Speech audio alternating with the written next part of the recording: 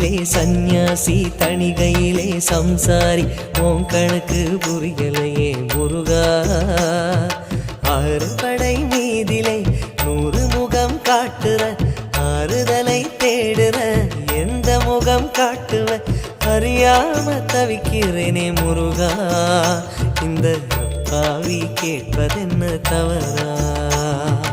ஆறு படை முருகனுக்கு அரோகரா, நாங்க ஆறுதல தேடுகிறோம் அரோகரா. கந்தவேலு குமரவேலு அரோகரா, உன கண்டு வந்தா நிம்மதிதான் அரோகரா.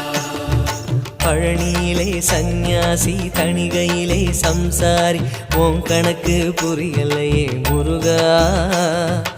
உன் கணக்கு புரியலையே முருகா.